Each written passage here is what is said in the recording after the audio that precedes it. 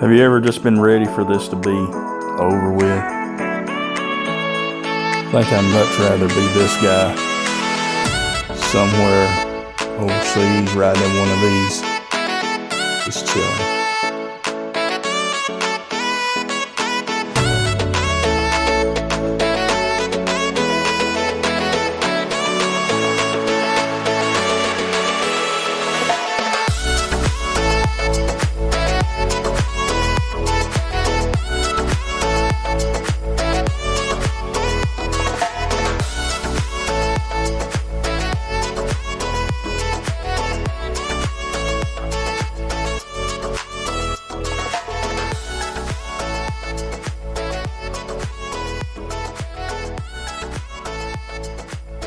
Guys, welcome back to the channel. So I've had a few questions about this over the last few weeks, and I've heard people talking about this and all, and of course I've mentioned it a lot. You're tired of the rat race in the West, and the grind that you do day in and day out, and it's just getting old. And if you're like me, you spent 25 years, it feels like, working your life away, and not a whole lot to show for it. You may have a few things, a house, car, stuff like that, but there's not very many memories that you have. And I mean, for me, a lot. It's a lot of bad memories to some extent with the West, and it seems like it's got a lot worse here lately, man. The dating scene, there just is no real dating scene not nothing that I'm interested in. The pool out there to date is just it's horrible. And maybe you're in this position. Maybe you're feeling exactly the same way. You're fed up with the life as, the status quo. You're just fed up with it. You're done with it.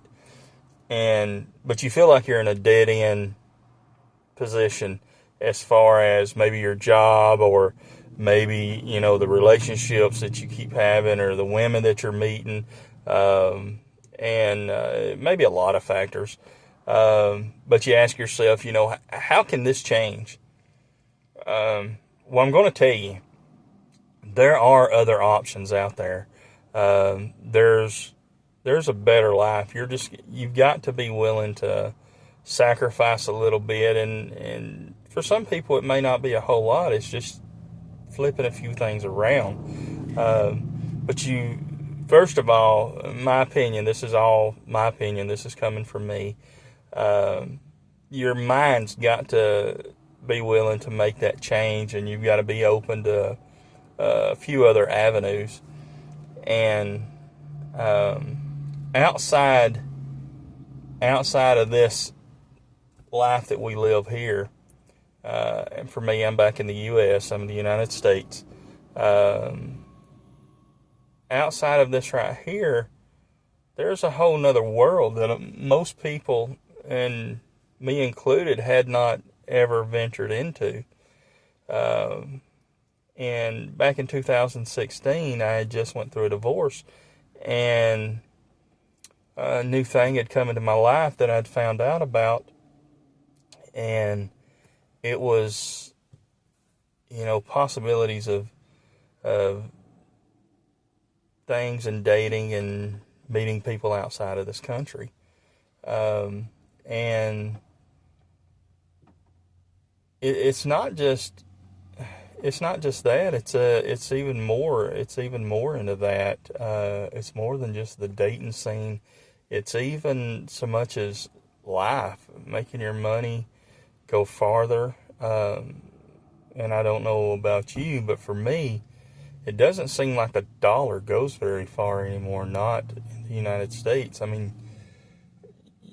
you get up, it's Monday through Friday, And there's a lot of people that do a lot more than that. But it's Monday through Friday, and it's daylight to dark. And then you're back at home. So it's work and sleep, and that's all you do. And for me, it seemed like it got old, and it got old quick. Once you reach that point. And now for me, it's a little bit different because, it was even more straining because I was an over-the-road truck driver, which I don't do that now. I'm local now, but even still, I'm either in a job where I'm over the road driving a truck, or I'm local driving a truck. But it's all the same. If you're working a job Monday through Friday, day in, day out, and it doesn't feel like you're getting ahead, you're not enjoying life at all, and you're just tired. You're just tired of it. Well, I want to tell you, there's other options. And for me, that was finding out about the Philippines. Finding out that, there are women in this world that would be glad to have a decent man that works and provides for his family and can take care of them, and they're extremely grateful for this. And it's not to say anything bad about anybody else, but I don't know about y'all, but it does not feel good to work your butt off and come home and it feels like you're in World War III as soon as you walk through the front door. And I know many relationships that are like that, and maybe this is you. But I'm here to tell you, there's a life where it doesn't have to be that way. And on the other side of the coin, the money can go farther. Just imagine, and I know it's changing little by little, and back in 2016, you could go to the Philippines for $1,000 a month and live fairly well. And today, let's even bump that up. I know many that are living $1,200 to $1,500, and no, that's not rich. You're not going to live like a king. Don't let nobody tell you any different. But you can live fairly well. You can live a good, decent life within the same Americanized standards. You can live in a nice condo, eat good food, and have a decent nightlife or a decent life outside of just staying in your home all the time.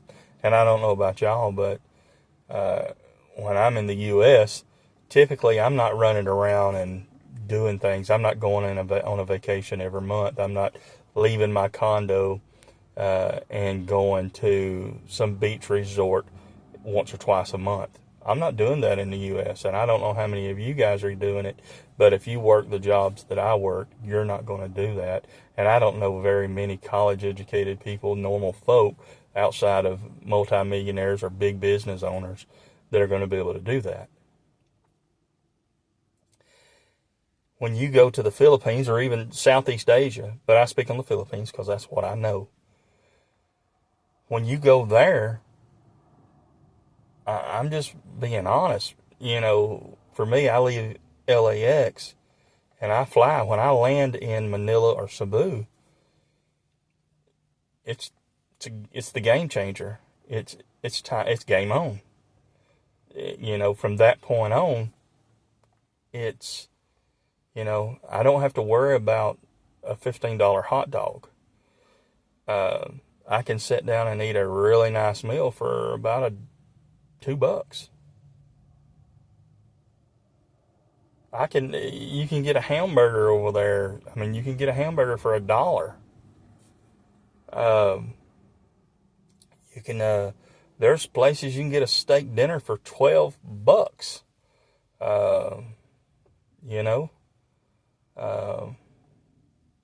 And no, I'm not talking about, you're not going to go to the American what we call an American restaurant. You're not going to go to the Roadhouse. You're not going to go to the IHOP every day. And those meals are expensive over there. For me, I don't see any difference between there and America with those kind of restaurants.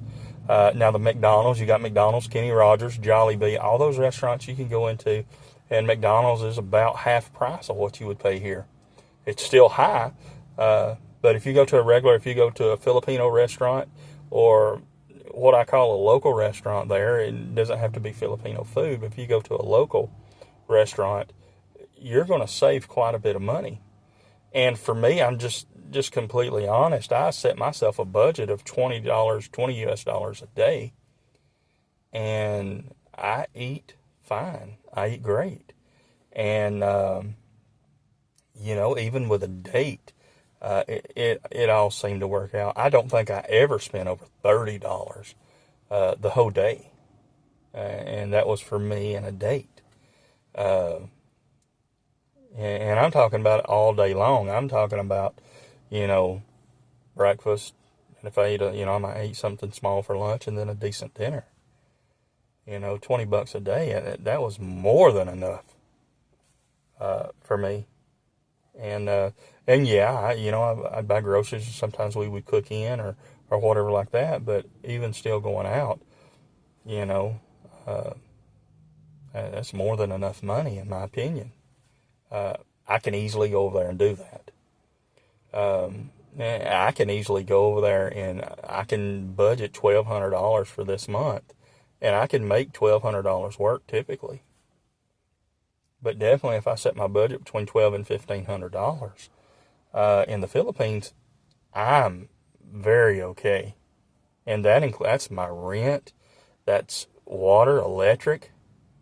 And to be honest, I could do, if I just wanted to be really keep it simple, I could definitely do Airbnbs the whole time I'm there and still keep it into that.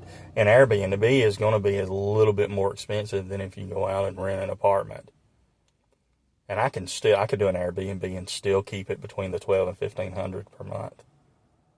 And I don't know about you, but $1,200 or $1,500 a month in the U.S. here, it will not work. You're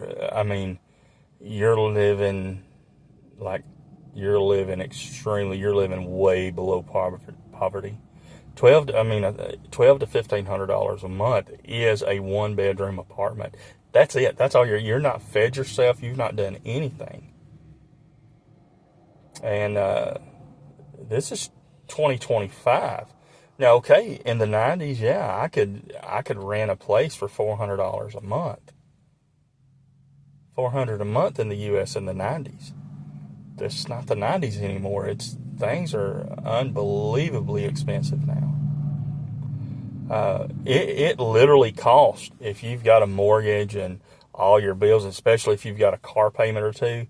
I mean, on a bare minimum, you need $5,000 a month to live at bare minimum. And that's my opinion. That's exactly why it takes two incomes to make it work over here, and then most of them are just barely making it. So if you wonder, man, if maybe you're newly divorced, or you're divorced, or maybe you're getting close to retirement and you've figured out, man, this does not look good. This doesn't look like it's ever going to work out. Staying in the U.S. or living here, I don't know how I'm going to make it. I don't know how I'm going to survive. I don't know how I'm going to put the next meal on the table. Well, there's options. And I'm going to tell you what that is. And I'll tell you for me, if a man is willing to sacrifice a little bit, and I know if you've never done it, it can be a little bit scary on several of these levels. Trucking, that's how I did it. You make a fair living. You make a good wage, more than what I think you would make working in a plant or in even an office setting or something like that. And the next thing it helps with, if you're an over-the-road truck driver, you've got a bed and you've got everything you need inside the truck. It's an easy way to be able to save money. And my point is the idea is to make as much money as you can, to work as hard as you can without spending a whole lot of money. And the idea is to save all that you can and minimalize your life here. That's the idea. I minimalized it. I took it down to everything. I'm at the point now. I'm fixing to move into a fifth wheel camper on a piece of my property that a family owns, and I'm going to do that. Why? Because it gives me an opportunity to save more money. I don't have to pay rent anywhere, or I don't have to continue to pay a mortgage. I can sell my home and I can make a little money off of that, and everything. So, and I don't need a big house anyhow. I don't need no 2,000, 2,500 square foot house anymore. I don't need 3 or 4 bedrooms. I need 1 bedroom and a bathroom. And a fifth wheel camper will give me that, and it's a fair living quarters. That's all I need. Why? Because I'm fed up with the West. I know I'm not interested in dating women here. I'm definitely not going to marry a woman from here again. I've done that. I've been down that road. I'm not interested in doing it anymore. So, I minimalize my life here. I don't have to have everything I own is paid for. Don't have any car payments, anything like that. So, it's the bare necessities. I've got my power bill, have a water bill, fifth wheel's paid for. And so I've got insurance on my vehicle. I got insurance, medical insurance, and the basic necessities in life. That's it, and some food. That's all I've got to pay for when I'm here. So that'll give me an opportunity. It gives me the opportunity to work so many months out of the year. And once I reach to what I feel enough of a nest egg for that year, then I can leave and go to the Philippines, and I can stay in the Philippines, and I can live off my savings,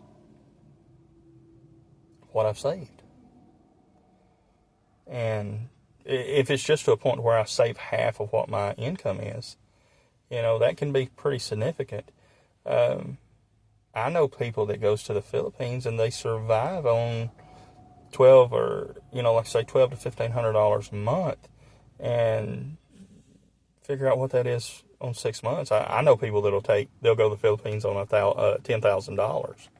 They'll save $10,000 and then they go.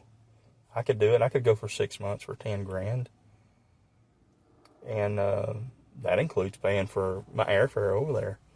I can get a combination ticket from. I live in Georgia, so we go from Atlanta or Chattanooga to LAX, and then a ticket from LAX. I get 2 separate tickets because I don't like flying and then going straight and get on a plane. So I'll fly out there, get me a hotel, stay overnight, get up the next day, and leave out. So I do 2 separate ones, and I found out if you do that, it's much cheaper than if you get a ticket just straight from Atlanta to wherever. And if I leave Atlanta, they want to take me typically across Europe or, over to the UAE or, something like that, and stop. And we'll have a 3 or 4 hour layover, and then you'll hook back up onto a plane, and you'll fly on over to Cebu or Manila. I don't particularly like doing that.